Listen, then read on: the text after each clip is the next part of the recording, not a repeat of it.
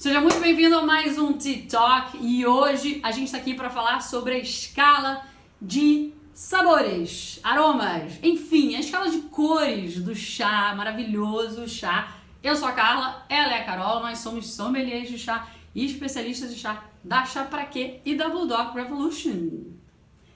E a nossa missão é fazer você, que tá aí do outro lado, beber mais chá. Porque a gente acredita que bebendo mais chá as pessoas são mais felizes. E a gente também tem a missão de formar os novos especialistas e empreendedores de chá do Brasil. Isso aí. Show? Show. Vamos lá? Sempre que é ela que vai falar, eu fico tensa. Porque Por às vezes quê? ela esquece na metade. Não, agora continua, não é pra cortar. Vamos Então, mas já embora. que a gente tá aqui... Aí e agora é o ela nosso acabou de primeiro... cortar. Não, e agora é o nosso primeiro TikTok Ao ao vivo. vivo. Primeiro Verdade. não, segundo. Segundo? Sim, a gente é a segunda A gente vez já que a gente fez? faz um TikTok ao vivo. O primeiro que a gente fez foi sobre É pra lá responsabilidade que você tem que olhar. social no chá. É pros dois, vou olhar pros dois. Responsabilidade social no chá. Verdade, a gente fez no computador direto. Exato. Verdade. Porque Bom, a gente ainda não tinha seguidores o bastante no YouTube pra gente poder fazer live vamos do comemorar! celular. Temos 2.000 seguidores no YouTube. 2.000 inscritos, seguidores é no É, Instagram. será? 2.000 Não, mas- inscritos no Yes. YouTube! Obrigada, galera, que nos segue, inscreveram-se, tocaram o sininho que você faz aqui do lado no YouTube. Isso. Né? E então passamos de 2.000 e a gente tá muito feliz. E pra quem não sabe, às vezes, quando tem algumas funcionalidades que a gente só vai Você vai conseguindo... decidir se a gente olha pra cima ou pra baixo? Vamos olhar pro pros lado? três. Pra onde? Pros três. Pros três. Algumas funcionalidades que só liberam dependendo do número de inscritos. Isso. Então, a gente começou a poder fazer lives mais longas e lives transmitindo do celular quando a gente passou de 1.000. E agora, 2.000 inscritos no YouTube. A gente está muito feliz. E vamos, então, continuar aqui gravando. Então vamos falar desse tópico super importante.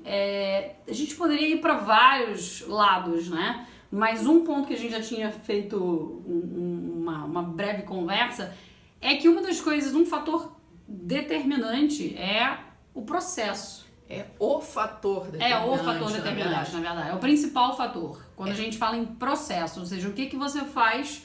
Não o que você faz, é como é que tá o chá lá na plantação. E aí a gente precisa sempre deixar claro. A gente tá falando de chá, a gente tá falando de Camellia sinense, chás especiais, para quem chegou agora, que não acompanha a gente há muito tempo, né? Quando a gente tá falando de chás especiais, Camellia sinense, a gente tá falando de 6 famílias.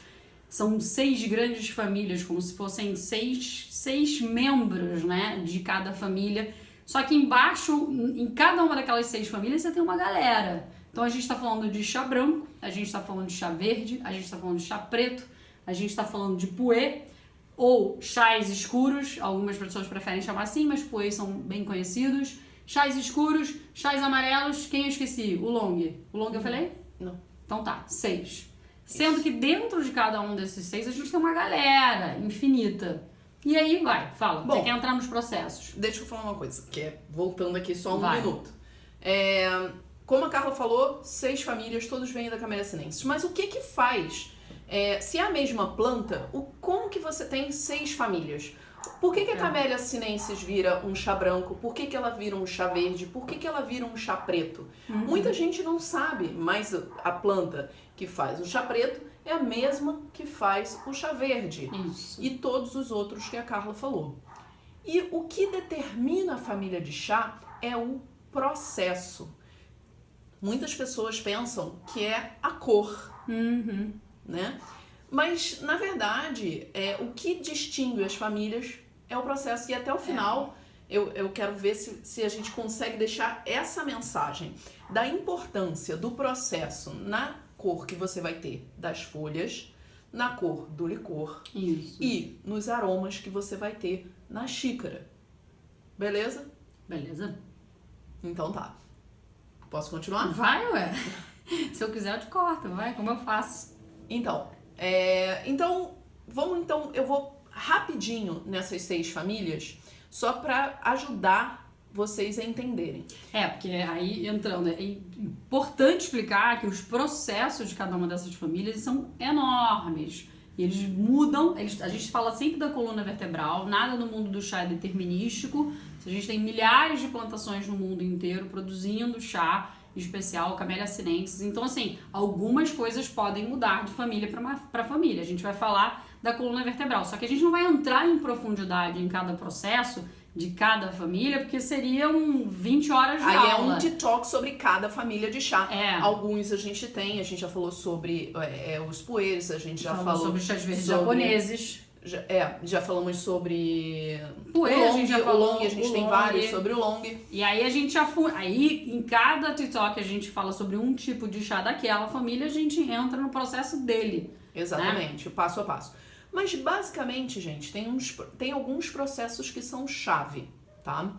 Processos que eu considero chave: murchamento, oxidação, fermentação e deixa eu ver como é que eu vou chamar esse para os oolongs.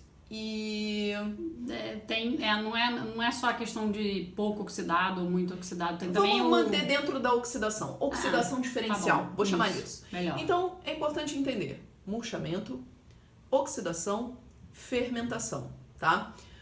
Muita gente confunde oxidação com fermentação. E a gente já falou sobre isso em vários TikToks. Mas qual é a diferença? Oxidação, ação do oxigênio. Você pegou a maçã, você mordeu a maçã, você deixou a maçã ali, o que vai acontecer com ela? Vai começar a oxidar. Ela fica escurinha. Ela vai ficar escura.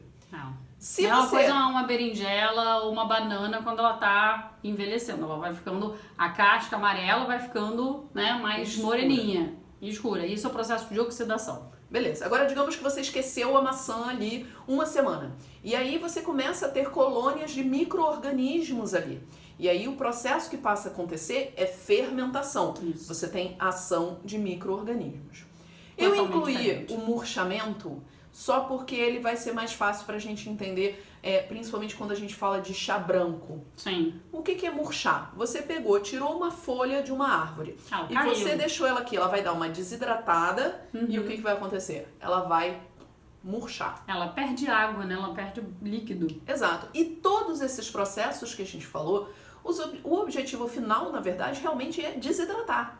É fazer com que o chá tenha algo entre 4% e 6% de umidade. Perfeito. Beleza? Então, vamos começar com o chá branco, tá?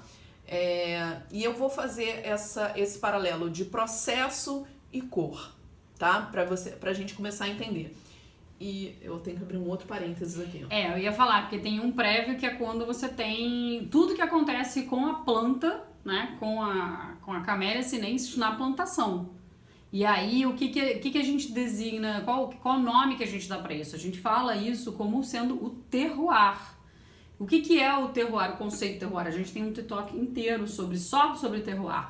Mas assim, resumindo um pouquinho, é tudo que acontece com aquele... A planta é um ser vivo, então ela tá ali, né, na terra. Então, dependendo de como é que tá aquele solo, a qualidade do solo, se ela vivencia ao longo do ano vento, chuva, muito sol, se é muito seco, se tem chuva demais, se o solo que ela tá é totalmente reto, é inclinado, ou se é muito rochoso. Então a gente está falando não só de inclinação, mas do tipo de solo, tudo que acontece com ela ali no ar, a qualidade daquele solo, o que ela absorve de nutrientes, né? Como é que a planta sobrevive, o que ela está se alimentando, né? Não é só água, são nutrientes também da planta. Como é que ela processa toda a clorofila que ela faz, o processo de clorofila, todos os compostos químicos que ela tem, tudo aquilo que ela está vivenciando ali como um fator importante. Fala, que eu ia... A ação do homem aí. Sim, eu ia entrar agora, que é exatamente isso. O que o homem faz...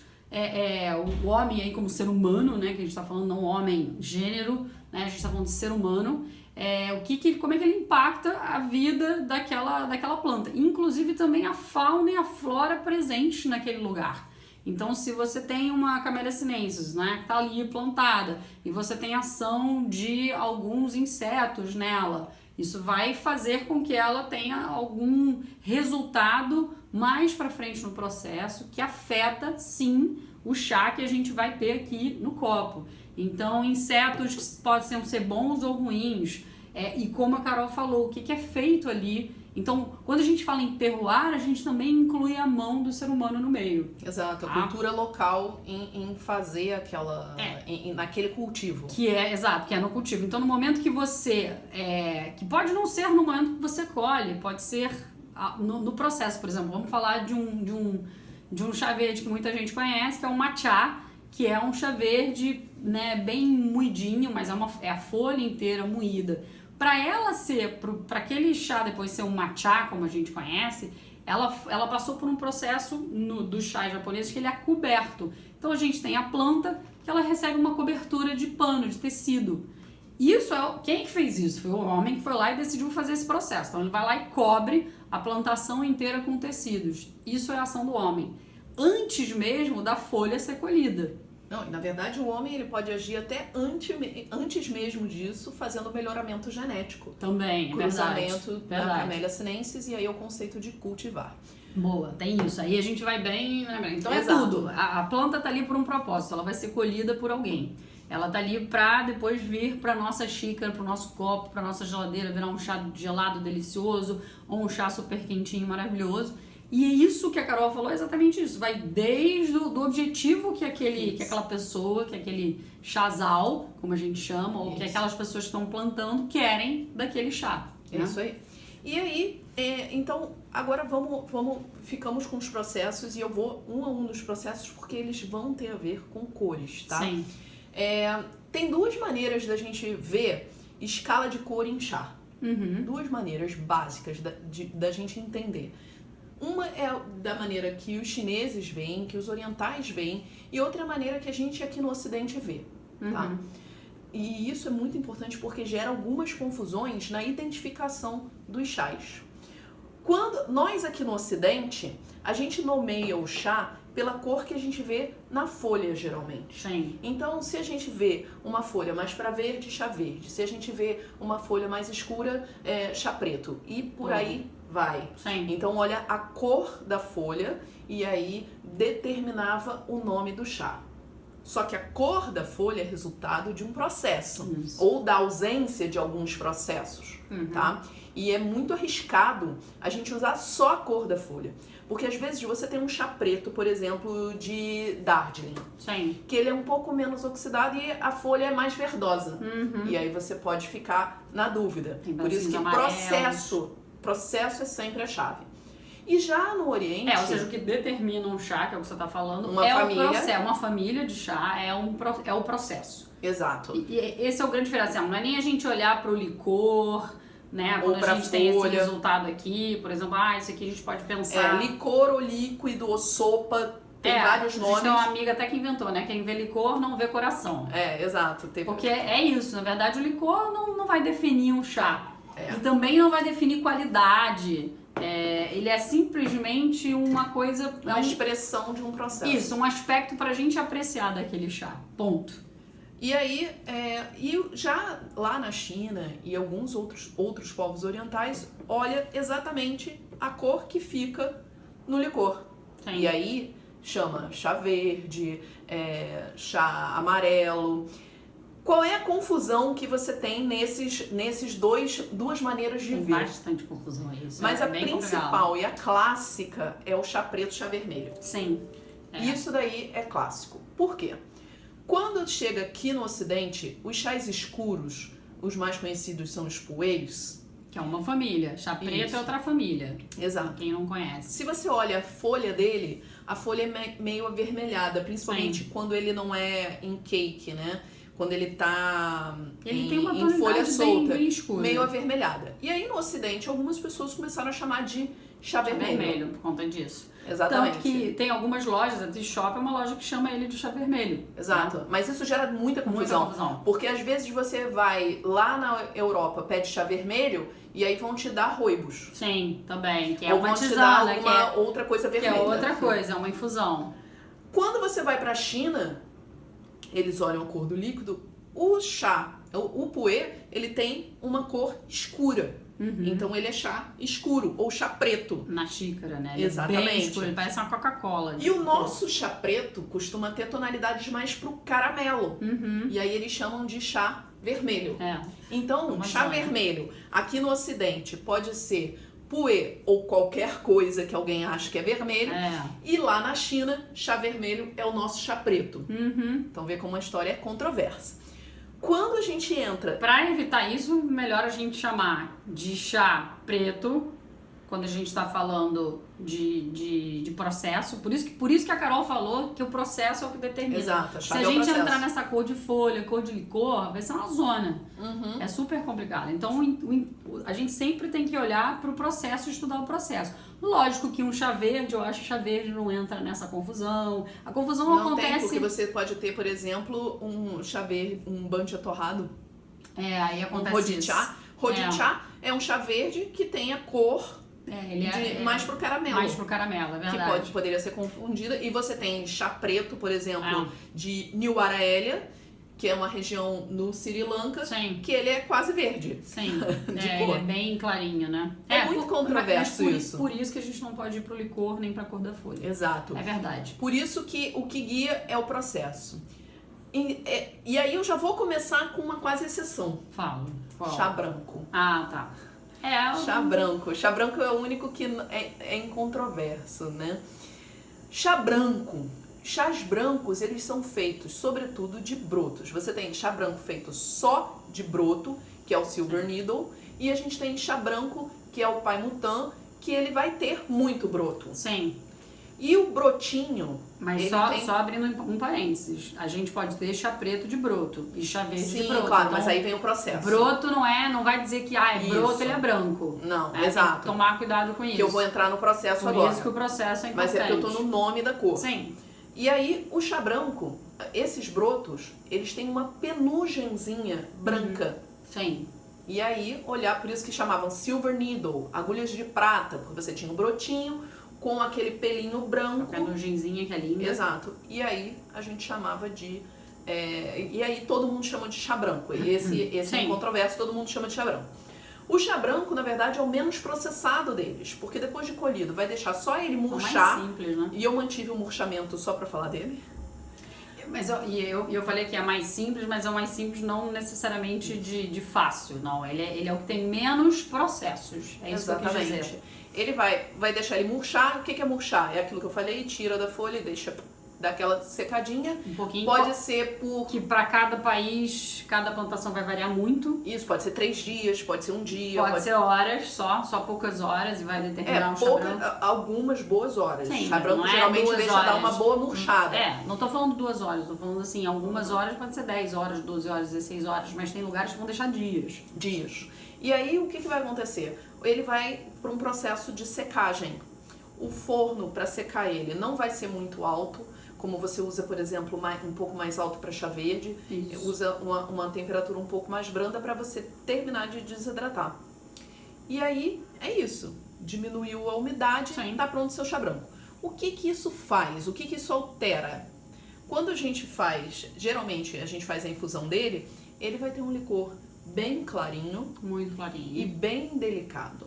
E só dele ter passado por esse processo de murchamento, que começa a ter uma oxidação, ele é mais doce.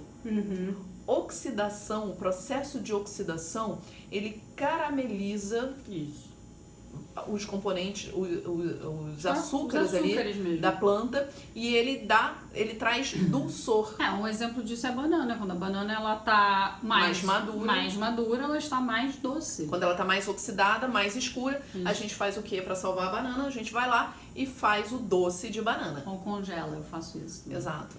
É uma opção. Faz um doce de banana, porque ela vai estar mais doce. Então o chá branco, quando a gente compara com o chá verde, eu vou falar do chá verde, que é o próximo que eu vou falar, ele é ligeiramente mais doce e mais delicado. Sim, por isso, aí se a gente fosse um pouquinho aqui na lateral, não falando de cores, mas a gente fala que o chá branco, a gente precisa de uma temperatura para infusão mais baixa, mais delicada, né? O ideal, né? Dependendo, isso a gente está falando do método ocidental. Se a gente vai método oriental de infusão, aí a gente estaria botando mais temperatura. É um universo completamente diferente. Mas no ocidental a gente vai trabalhar aí com 50, 60 graus de temperatura pra gente poder tratar aquele chá com delicadeza e não errar o processo de infusão, né? Entenderam como é que o processo ele vai influenciar No grupo de aromas que eu votei, conforme a gente for andando mais pra frente, isso vai ficar mais claro. E aí só entrando num detalhe, como você falou do exemplo do chá branco, a gente está falando de um processo geral para chá branco. Podem ter, como a gente falou, horas de murchamento diferentes, isso vai impactar bastante, tanto em sabor, nota, cor. Esse chá branco veio de um terroir lá do Sri Lanka, ou ele veio da África, ou ele veio da Índia, né? Dependendo de onde ele veio e de que plantação específica ele veio, vai mudar completamente sabor. Exato. Agora, tem Totalmente, um grupo, né, de aromas que você tem que você vai ter naquela família. Exato. Que você não vai encontrar em outras famílias. Aí é a escala, que foi o tópico, né? Qual é essa escala, né? Exatamente desse processo. Você vai querer entrar na escala do branco agora ou depois? Não, eu vou construindo ela. Tá, então beleza. Então, o branco a gente já tem essa coisa mais delicada, você tem um certo dulçor, muitos chás brancos, e aí dependendo do terroir e de como são feitos aqueles processos, a gente pode ter sabores de damasco. Então você vai querer entrar na escala agora. Tá vendo? Tá me enrolando. Não, mas é porque ela falou, eu achei boa a ideia. Porque aí a gente... Aí vai seguindo, Aí né? a gente tá falando de um... A gente fala... Porque lembrando que no Instagram a gente só tem... 1 hora, exato. Isso. Então a gente tá falando de flores mais delicadas, suaves. A gente tá falando de frutas amarelas. A gente tá falando de frutas secas. Amarelas é o que você falou, damasco. A gente não vai encontrar... Pêssego. A gente não vai encontrar muitos sabores intensos, como a gente encontra em herbais, você não vai ter. Você vai ter amadeirados, difícil. Então, e aí para isso existe o que a gente chama no mundo do chá, no mundo do vinho também tem isso, que é uma roda de aromas. E isso é super importante. Ali a gente consegue dizer quais famílias elas estão em que lugar. Então, para os brancos você vai ter doces que vão ser creme pasteleiro. E aí por isso, aí é onde entram as harmonizações. Quando a gente pensa nessa escala de sabores, a gente entra também em harmonização. Esse é um dos pontos principais que a gente faz harmonização de alimentos com os chás. Lógico, a gente tem que conhecer o chá que a gente quer harmonizar. Se a gente sabe que notas, que características aquele chá tem que vieram do processo que a Carol explicou e do terroir onde ele tá, aí a gente identifica, esse aqui tem damasco, né? Eu sinto notas de damasco, com o que eu posso harmonizar? Se eu tô fazendo uma harmonização por semelhança, eu vou harmonizar com damasco, por exemplo. Ele tem essa coisa ele tem uma certa acidez presente. Seria legal então eu de repente trazer para os cremes.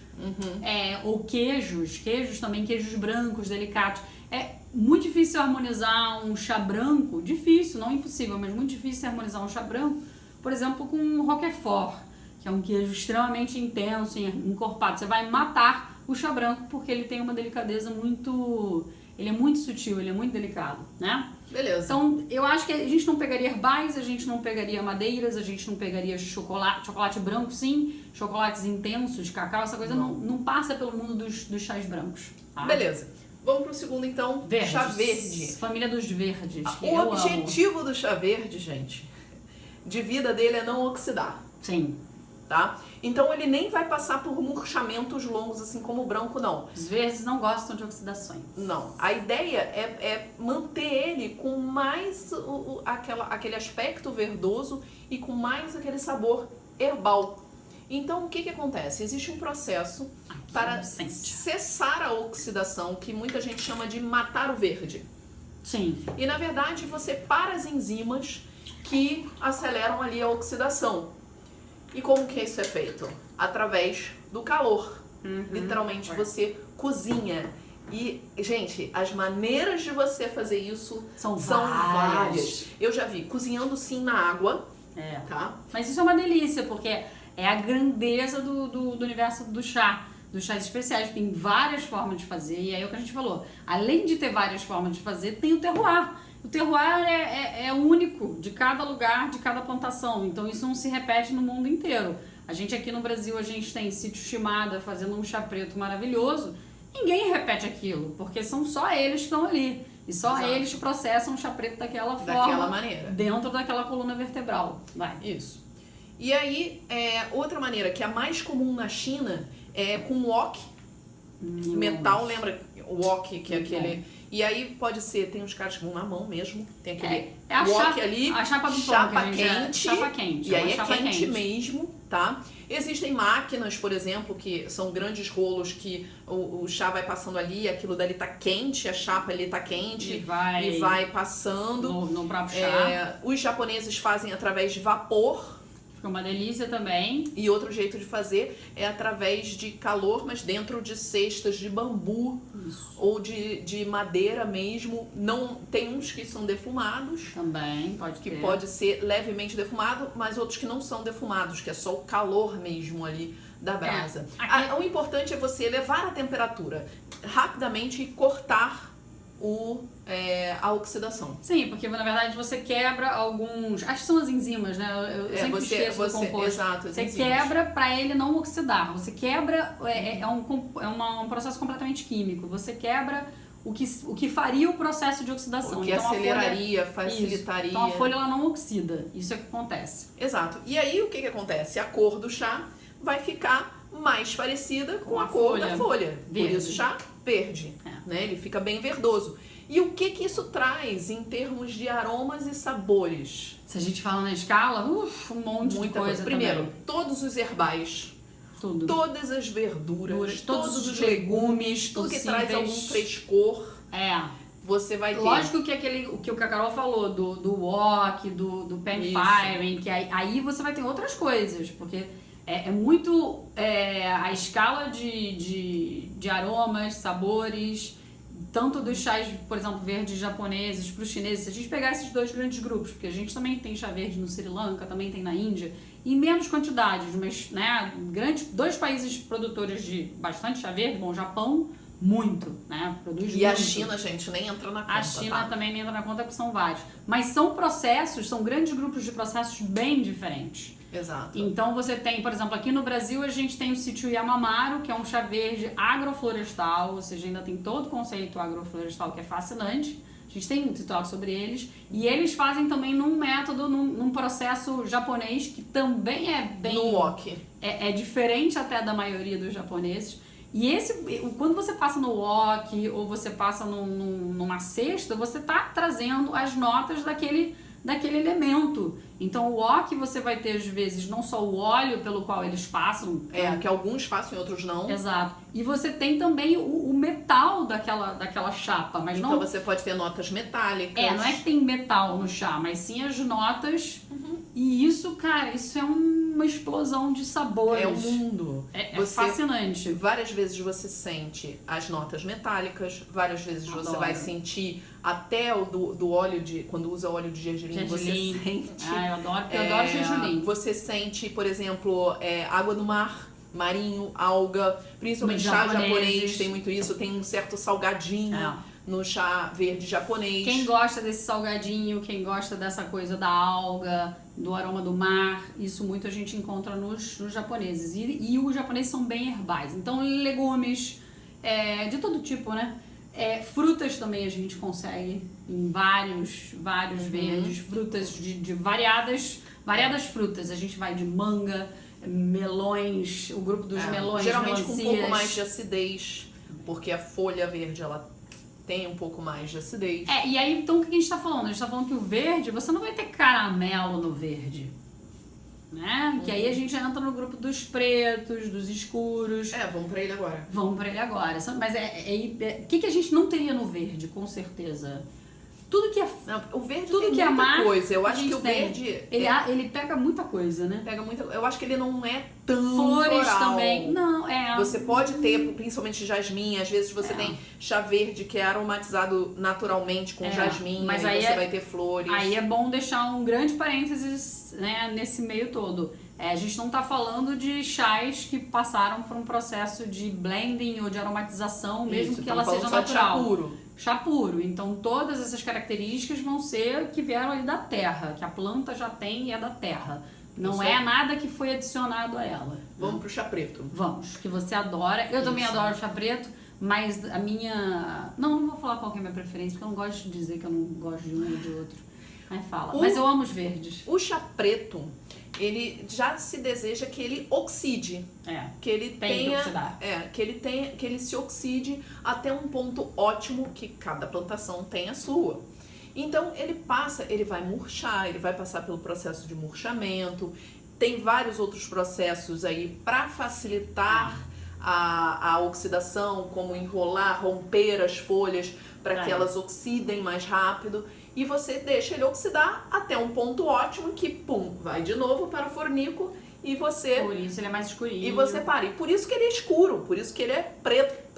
É que nem aquela folha que você já... Você passou na rua, caiu uma folha, ela tá verde, né? Mas aí já deu 2, 3 dias, você voltou, ela tá lá de novo, ela já tá marrom.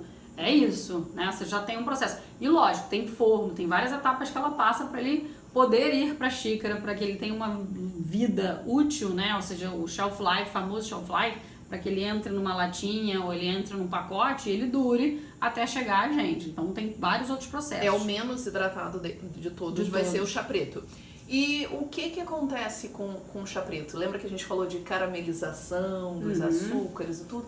Ele tende a ser mais doce. Sim. Gente, embora as chá pessoas não preto acreditem nisso, né? amargo é chá preto mal preparado ou preparado errado. Chá preto é doce, tá? Muitos alunos nossos, né, que não conheciam muito os pretos, são verdadeiros apaixonados pelos pretos, porque quando você entra no processo de trabalhar bem a infusão, você descobre características daquele chá que quando você trabalha com infusões muito fortes, de longo tempo, proporções erradas de muita folha ou pouca folha para muita água, quando você não domina esses fatores, o que acontece?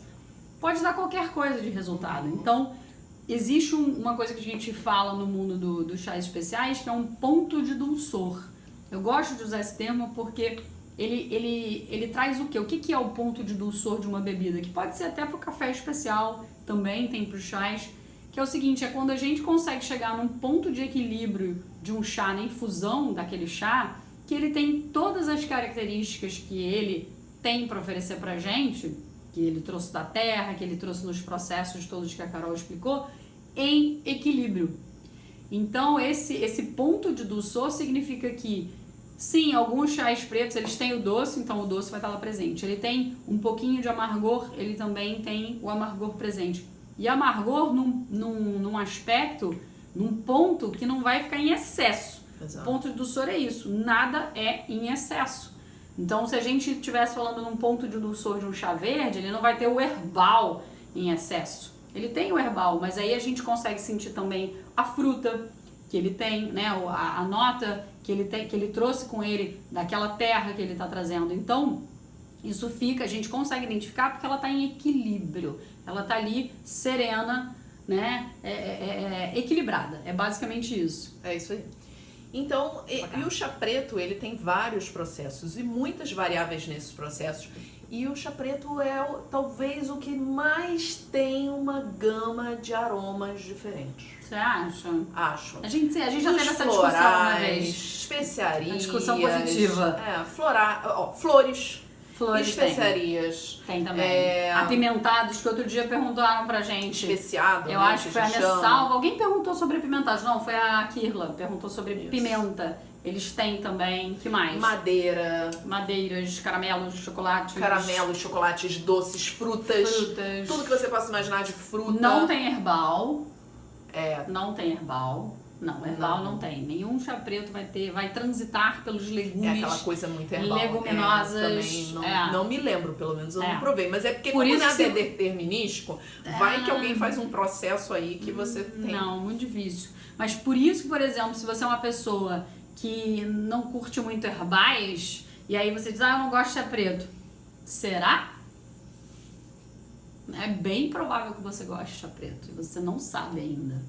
Ainda não te apresentaram um chá preto bem infusionado. Porque tem isso que a Carol tá falando, né? Ele transita entre vários lugares, porém as leguminosas e herbais não. Flores tem, madeiras, caramelos. Eu tô tentando lembrar da roda inteira de todas as opções que a gente tem na roda. Em termos de licor, ele também é surreal. Porque ele vai desde um amarelo claro É. até um escurão, assim. Sim, vai desde um... Não, nem Quase amarelo. esverdeado, né? Você pode ter aquele licor... Darjeeling, Nuara-Elia. Que é quase um champanhe. Por isso que a gente também diz que os pretos, né? A gente tem pretos que são classificados como champanhe dos chás. Então eles têm aquela cor de champanhe mesmo. A gente vai de uma coisa bem clarinha para um escurão, né? Vai do amarelinho quase clarinho até um caramelão fortão, né? E os verdes? Escala de cores de verdes. A gente vai de amarelo claro até um verde-limão fluorescente. Boa, gostei. Um limão fluorescente, é verdade. Esse aqui é um sente. E você tem um caramelo no caso de um Hodichá. E você tem muito dourado no verde, que eu acho lindo. O chá amarelo, gente. O amarelo é um que resolveram dar uma confundida no chá. Então é o seguinte, ele era para ser um chá verde. Mas aí eles tiram ali daquele processo do wok, colocam como se fosse um tecido úmido e pá, deixa oxidar um pouquinho. Isso. Aí depois vai lá e pá, fala, não oxida mais. E pum, para a oxidação. E volta. E ele vai fazendo isso, então ele é parcialmente oxidado. Ele é quase um toque, né? De tantas vezes que ele vai e volta, ele vai e volta, ele vai e volta. Se eu pudesse descrever um chá amarelo, e a gente demorou muitos anos para realmente encontrar um bom chá amarelo, ele tem características do chá verde, só que com dulçor e delicadeza. Então é um chá muito interessante. Sim. Ele vai ter ali aquela questão do herbal, mas mais doce. Sim, e entre cores ele também fica bem próximo bem próximo do chá verde. Bem próximo, não, embora não seja, tá? Exatamente. Quem mais? Vamos então agora para os chás escuros. O long a gente vai explicar como, porque o long é muita coisa. Gente, o long eu não vou me demorar no long, porque o long é muita coisa. Ele tem um TikTok só para ele, a gente deve ter uns vários 3, 4 TikToks só sobre sobre o long. O que acontece com o long? O long, ele tem uma oxidação diferencial e parcial, tá? Dentro da própria folhinha. Existem Isso várias é uma coisa maneiras muito importante também. de você fazer que ele tenha essa oxidação diferencial dentro da própria folha. A mais comum é golpeando. Então, por exemplo, batendo na folha mesmo. Chacoalhando. Tem algumas plantações que fazem na mão, coloca numa bandeja de bambu e pá, chacoalha. Aí uma folha vai batendo na outra. Tem outras que são cilindros grandes, também, que tipo pode ser de bambu ou de metal, que fica como se fosse máquina de lavar roupa e aí as folhas ficam batendo ali. Você gera ranhuras, machucados na folha, em que vai oxidar de modo diferencial. Tem um long famoso que é picado por uma jacobiasca, tem isso também. Exato, que é um insetinho que vai lá, pica a folha e aí naquele lugar, naquele ponto, a folha libera enzimas de proteção e também, além de ser uma oxidação diferencial, você também vai ter N outras coisas que a planta libera ali.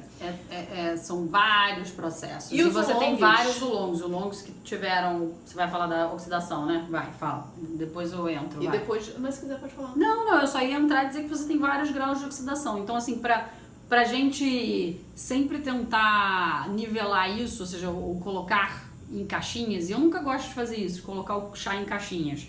Mas pra gente tentar, a gente diz que você tem baixa oxidação, média oxidação e alta oxidação. Mas existe muita coisa ali no in-between, né? No meio. Mas essa classificação eu acho que é melhor, porque a gente precisa classificar, né? Eventualmente a gente tem que classificar. É porque eu não gosto quando a gente começa a comparar de, será que tal chá tem mais coisa que o outro chá? Isso é difícil. A gente sempre fala muito isso com os nossos alunos. Mas aí a gente entraria em benefícios, em outro aspecto, que não é só em benefícios, mas em compostos químicos do chá. Esse é outro aspecto. E aí o que acontece? Então por isso os oolong, gente, vão ter uma infinidade de cores, de licor e de sabor e de folha e de tudo. Putz, ele vai... O que eu acho interessante de falar de oolong? E o oolong vai ter de herbal a amadeirado, a floral... Mas eles têm alguma untuosidade que ninguém tem? Isso, era isso que eu ia falar. Eu ia falar o que ele tem que ninguém tem. Então, melhor falar isso. O que ele tem que ninguém tem. Porque ele pode ter, dependendo do grau de oxidação, ele pode ter notas herbais, ele pode ter notas florais, amadeiradas, várias coisas. coisas. Mas tem uma coisa que eu acho que é exclusiva dos oolongs, que é a untuosidade e os sabores lácteos. Boa. Manteiga, creme. E que são deliciosos. Manteiga, creme, leite condensado. Isso. Milk Oolong, famoso. Leite condensado. Ele não tem leite condensado, pra quem não conhece ele, tá? Ele é dele, tem uns é que da são terra. aromatizados, mas os originais mesmo é a terra. vem mesmo com aquele sabor, que é a terra mais processo. É o terroir todo dele. Então o Oolong ele vai ter uma gama muito grande, tá? Maravilhosos. Amo os oolongs, principalmente os de Taiwan, sou apaixonada por eles. Quem ficou interessado, a gente tem TikTok sobre o oolong, sobre alguns tipos específicos de oolong. Recentemente a gente fez um sobre Damson Oolong. Sim, que está no nosso TikTok, um dos últimos agora que a gente fez. Um dos últimos, ele tem uma gama bem complexa. E vamos agora para os chás escuros. Tá? Boa. Que chá escuro. Também o mundo e tem os apaixonados dos chás escuros. Exato. Né? Deixa eu só explicar para quem não sabe por que às vezes a gente fala chá escuro, às vezes a gente fala puer. Teoricamente é tudo chá escuro, a família é chá escuro. Só que você encontra muito mais puer do que os outros.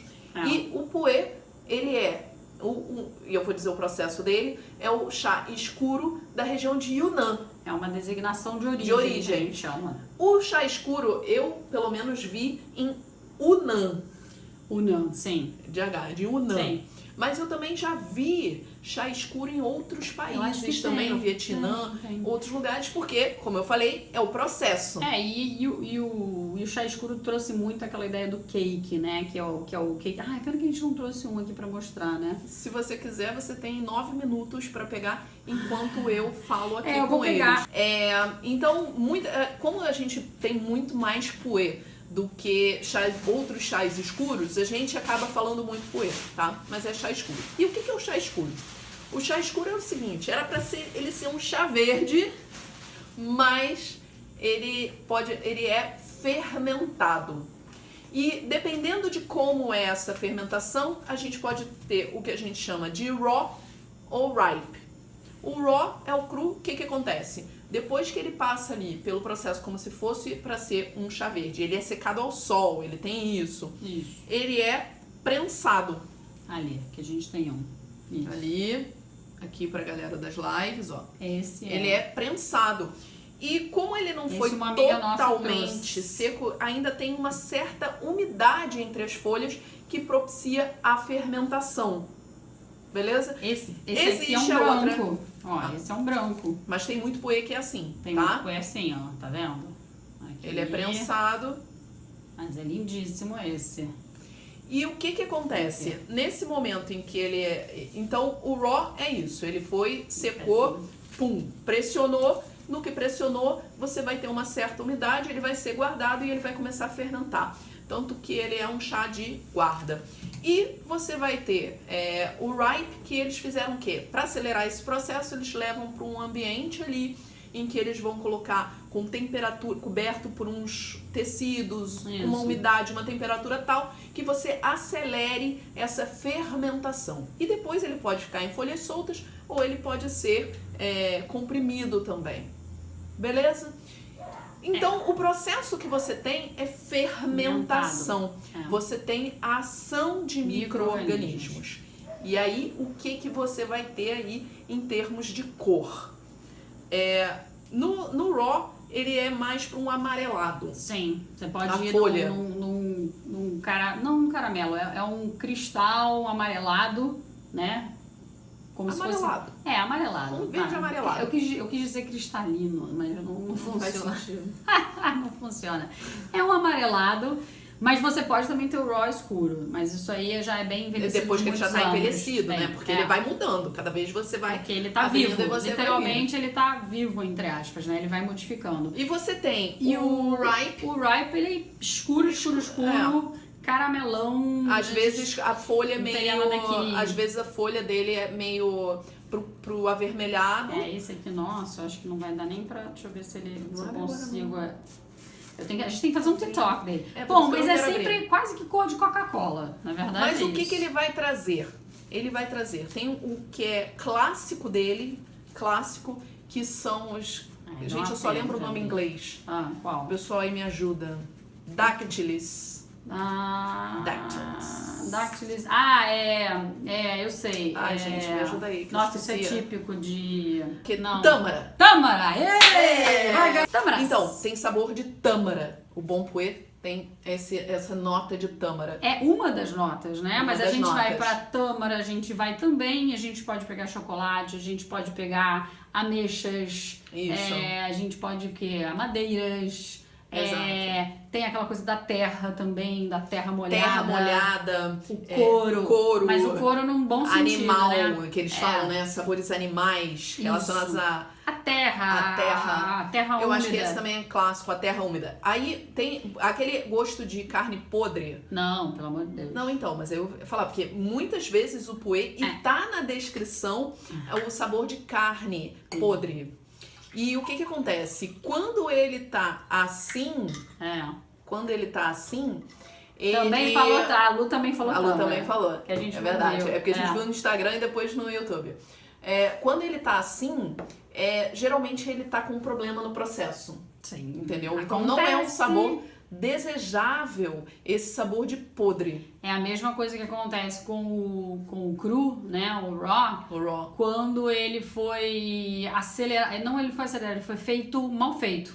E aí você pode ter um raw que tenha algum composto, mais como se tivesse indo pro álcool, que não é bom e pode fazer mal, né? Mas isso é pra quando você pega, tipo assim, um cru muito um jovem, entre aspas, novo, pequenininho. Tipo 2018. E aí você tem que ficar atento que pode ter alguma coisa. A gente percebe na hora se é um chá bom ou não. A gente tá falando de escalas, de aromas e sabores. Gente, é um mundo infinito.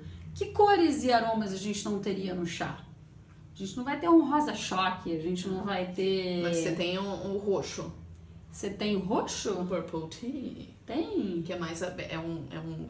cor de chá mas preto, não é roxo. Não é roxo. Mas ele tem uma tonalidade. Ele tem uma... Sim, você pode ter tonalidades, isso é uma boa. Você também pode ter várias tonalidades, porque também quando a gente tá olhando licor, embora quem vê licor não vê coração, a gente também tá olhando se ele é translúcido, se ele não é, se ele é brilhante, se ele é fosco, se ele tem muito resíduo. E aí o processo, como a Carol também falou, impacta nisso. Porque se você pega um chá que é de folhas quebradinhas, ele vai ter um resultado na xícara um pouco mais para menos translúcido, talvez um pouco mais opaco, com mais resíduos. Se você pega um chá de folhas inteiras, que você pegou o broto, a primeira, segunda folha, você vai ter mais luz, mais translúcido. É isso, galera. Olha só, a gente ainda vai finalizar ali o TikTok aqui. Galera do Instagram, deixa eu falar só com o Instagram aqui.